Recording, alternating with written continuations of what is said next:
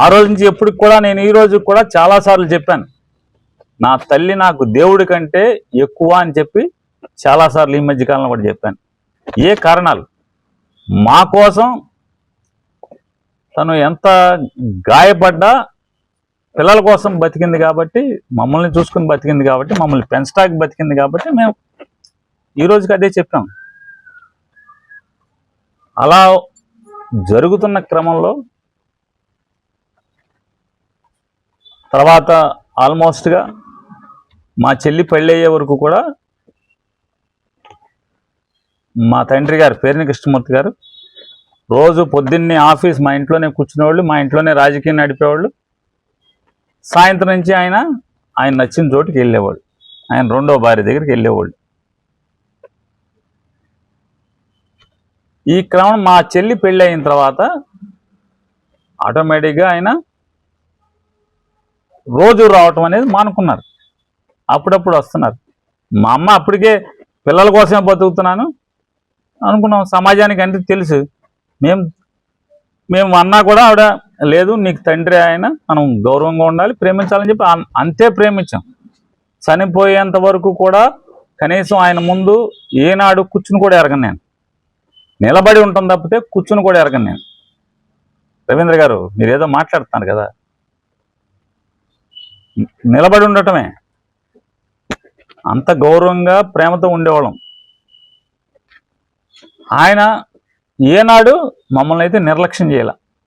మా చదువులో కానీ లేదా మమ్మల్ని చూడటంలో కానీ, మా ఆలనా పాలనా కనిపెట్టుకోవటంలో ఏ రోజు మమ్మల్ని నిర్లక్ష్యం చేయాల. మా కుటుంబాన్ని లేదా మా సిస్టర్, నా చెల్లిని కానీ, నన్ను కానీ, మన కానీ పట్టించుకోవటంలో ఎప్పుడు నిర్లక్ష్యం చేయాల. అయిపోయింది, మా సిస్టర్ పెళ్ళి అయిపోయింది. ఆయన ఎక్కువ కాలం అక్కడే ఉంటే అప్పుడప్పుడు వస్తూ ఉండేవాళ్ళు. నేను కూడా అప్పటికి ఎదిగి పెద్దోడిని అయిపోయాను. ఇంకా నేను మా నాన్నగారిని అంటే 8వ క్లాస్ 9వ క్లాసులోనే మా నాన్నగారిని దిండేసి చంపడానికి రాజకీయం కోసం ప్రయత్నం చేశానా? చెప్పండి రవి గారు. నేను 8వ క్లాస్ 9వ క్లాస్లో ఉంటేనే మా నాన్నగారిని చంపడానికి ప్రయత్నం చేశాను దిండు పెట్టి. నోటికి కొంచెం కూడా అరే రాజకీయాల్లో ఏం మాట్లాడుతున్నాం అనేది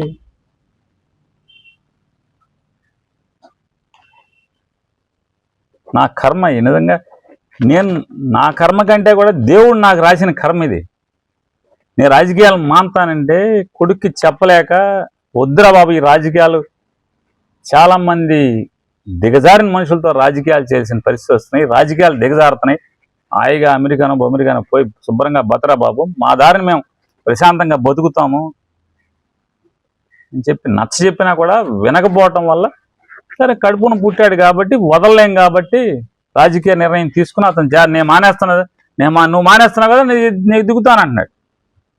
నేను మానేయటానికి నువ్వు రాజకీయాల్లో దిగాల్సిన అవసరం ఏమన్నా లేదు. నాకు ప్యాషను, నేను ప్రజాసేవ చేసి పేరు సంపాదించుకోవాలనుకుంటున్నాను. ఇంజనీరింగ్ చెప్పించాం కదా అని చెప్పాం. ఆయనలా సరే అని వచ్చాం. మరి తండ్రి కడుపును పుట్టిన బిడ్డ కాబట్టి తప్పకుండా ప్రోత్సహిస్తాం, అండగా ఉంటాం. గతి లేక కొనసాగటమే మీలాంటి వాళ్ళతో ప్రత్యర్థిగా రాజకీయాలు చేయటం. మీరు చెప్తున్నారు, మీరు మీ ఇష్టం బందర్లో పేర్ని కృష్ణమూర్తి గారితో కాంటెంపరీగా, అంటే ఆ కాలంలో ఎవరిని రాజకీయాలు చేసిన వాళ్ళని అడగండి. పేర్ని కృష్ణమూర్తి గారికి 1988లో హార్ట్ ఇష్యూ వచ్చింది. అక్కడి నుంచి ఆయన ఆరోగ్యం ఇబ్బందికరంగానే ఉంది. విపరీతంగా సిగరెట్లు కాల్చేవాళ్ళు.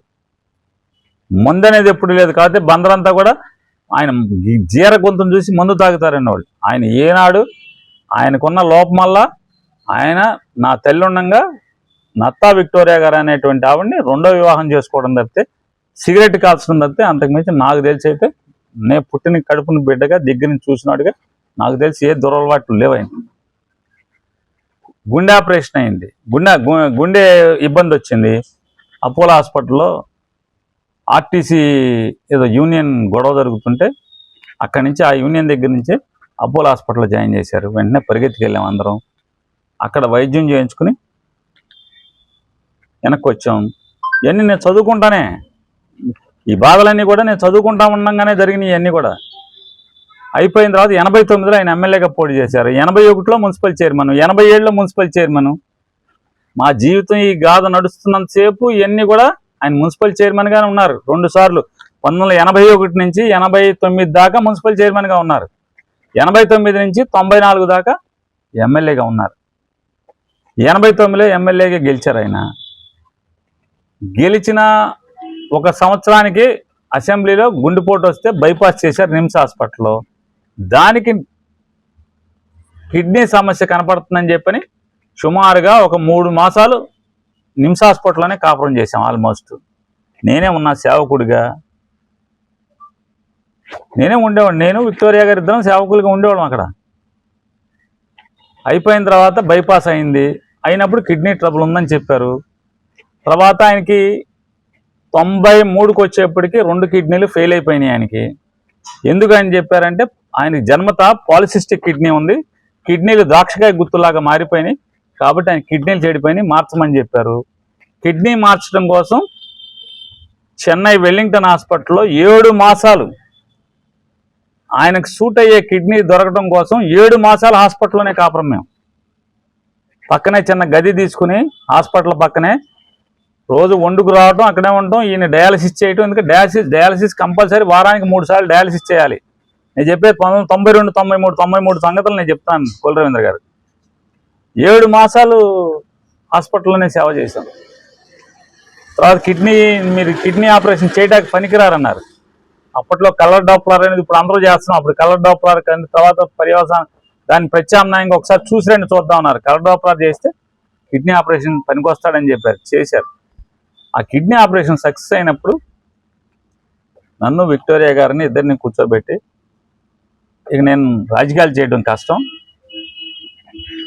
మన నానిని రాజకీయాల్లోకి దింపుదామని చెప్పి విక్టోరియా గారు, పేరుని కృష్ణమూర్తి గారు నన్ను కూర్చోబెట్టి చెప్పారు, వెళ్ళాక నువ్వు రాజకీయాలు మొత్తం చూసుకుంటా ఉండాలి, తప్పదు, ఇక నేను అయిపోతాను, ఎన్నాళ్ళు బతుకుతాను తెలియదు, ఇంట్లోంచి బయటికి రావటానికి లేదు, 2 కిడ్నీ మార్చారు కాబట్టి అని చెప్పి ఆ రోజు మాట్లాడుకున్నాం.